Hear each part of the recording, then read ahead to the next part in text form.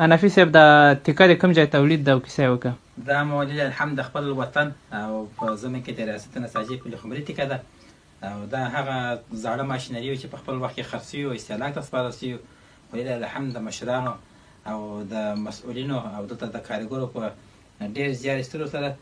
دغه ماشینري دلته ورسول چې هم دلته هم خپله تیکه تولید کړو او دلته الحمدلله خپله رنګ کړو. دا تیکه دلته په د نساجي په ریاست کې دلته هم تولید شوې ده او هم دلته رنګ شوې ده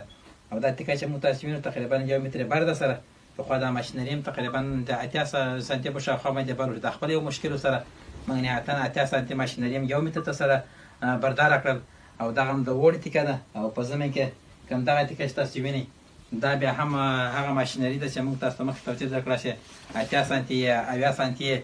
برو سره دا مو 2 ماشینان سره یو کړل. نو د 2 ماشینان سره یو کړل یو ماشین ته جوړ کړي تیکې بر هم 1 متر 60 سانتي سره رسولی.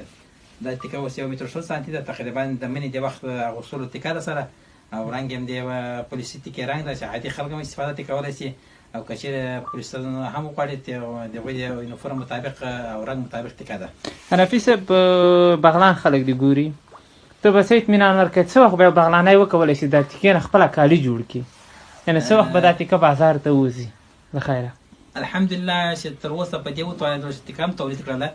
او د ماشیني تعداد هم تقریبا د 200 په شاوخوا 300 په شاوخوا ماشینري موږ دې ته اماده کړې چې دې تولید وکړو. څه ناڅه وخت به غواړي خو کوم شی چې موږ تاسو اوس وینو دا او موږ تاسو